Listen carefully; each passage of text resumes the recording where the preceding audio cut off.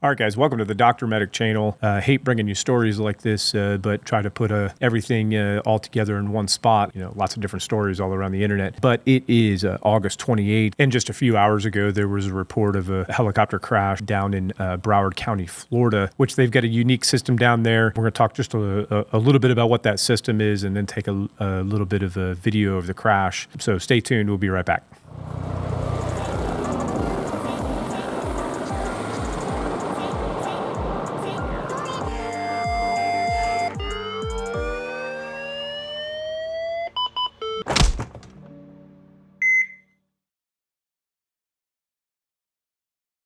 Okay, real quick, we're just going to dive right into one of the videos and then we'll kind of go from there. Okay, so this is kind of the main video, and let's take a look. So obviously you see this trail of smoke coming out of the back of this helicopter.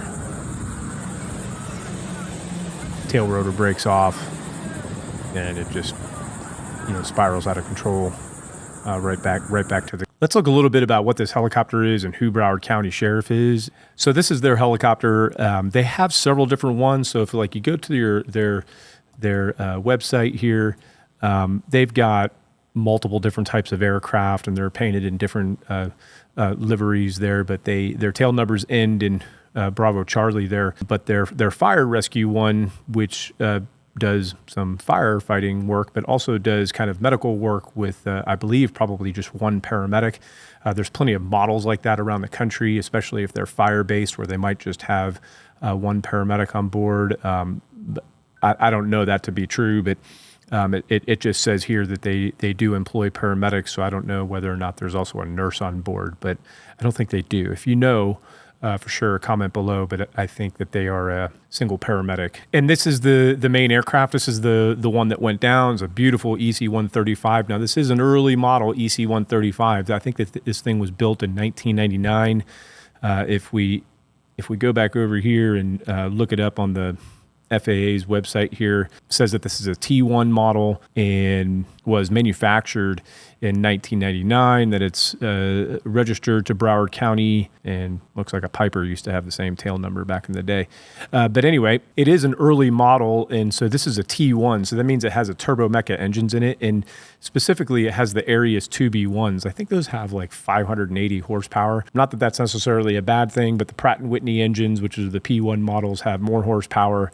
Or the T2 model has the 2B2 engines that have like 30, 40 horsepower more. I don't think that plays any role in this. I'm just pointing out what kind of model it was. But here we have the map, and so this took place just outside Pompano Beach. And if you zoom out, you can see the airport here that they were stationed at, this Pompano Beach Air Park, beautiful looking Florida airport right next to the golf courses and stuff. And I think that they were stationed down in one of these hangars right here.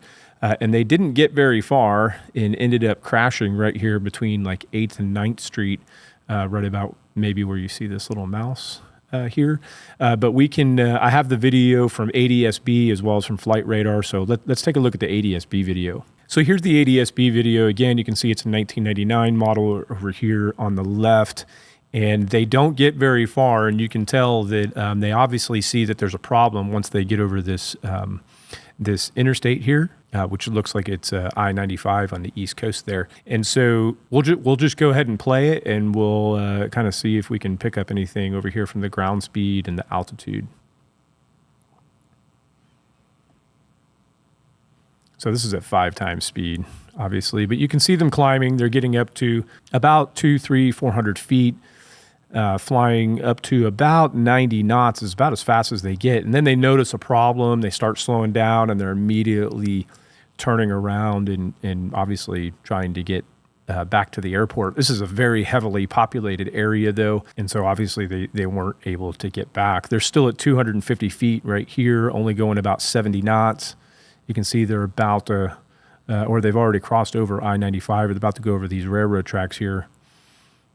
And they're slowing down even more.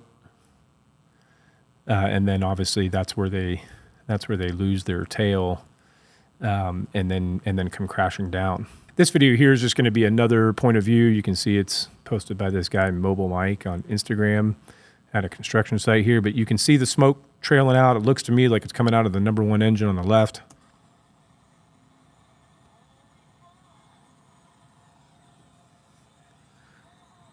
Just absolutely terrible.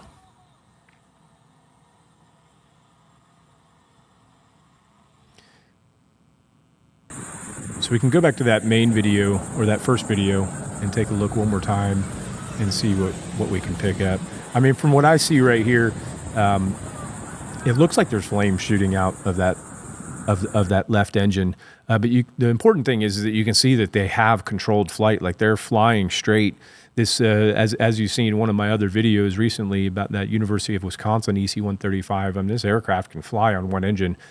And so they've probably got that thing shut down maybe, and are flying on one engine, and it looks like they're under powered forward flight, and then the tail boom just seems to break away. It doesn't break all the way away, and I think that's probably what saved them, is that it didn't break all the way away. It really slowed down their spin. But it's just mind-boggling to actually see it in person, that when the tail boom breaks, or when you do kind of lose that tail, how they just immediately stop going forward and just start spinning down. And then when they crashed, this guy posted on Facebook, they crashed right into the top of this house. Kind of looks like maybe a duplex or a multiplex, multi-family structure. And they crashed right down into the top of it, and the neighbors obviously come running out, and they're filming. Oh, no. And you see all the black smoke, obviously a lot of fuel. And you see a helmet there. One of the crew members is taking their helmet off.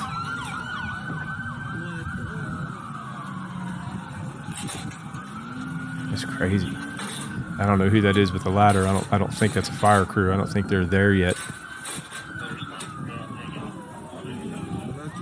And you see not one, but two folks come over. And I do hate to say this, but the Miami Herald did confirm that there was at least one fatality. Whether or not that was a crew member from this flight service or in that dwelling right there, I'm not sure. And then here's just a ABC, or somebody had a helicopter flying over, and you can see how it just crashed right through. It looks like like that's a 3 or 4 family multiplex there. And what's the pilot going to do? He's trying to get back. When when the tail rotor comes off, or I'm sorry, when the tail boom comes off, I mean, what are you going to do? See, and then somebody snapped this pic of the Fenestron tail, I don't know, landing in their backyard, I suppose. And I've also got another video here that somebody sent me on my phone, so I'm going to pipe that in a little bit separately. But it's a zoomed in photo or video, and you can clearly see that number one engine is definitely on fire. And they're going along again. You see them moving straight. The video gets kind of poor because they're behind the trees, and then the tail boom just slowly breaks away.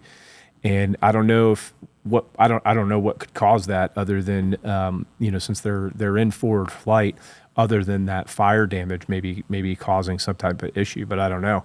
If you got any ideas, you can certainly post it below. But you know how it goes with speculation with these types of things. I mean, there's going to be an investigation, and I'm just so super stoked that those two crew members where they crashed into that building, and they were able to climb off that roof all by themselves. I'm so happy for them and for their families and for whoever lost their life. I'm absolutely heartbroken, obviously. But either way, this is a developing story. So if you got updates, you can post them below, or maybe I'll post them on social media. But the information is pretty easily available. Super sad situation. Super happy that these two folks were able to survive. But obviously super sad that somebody did lose their life. But we'll keep you posted, and thanks for watching.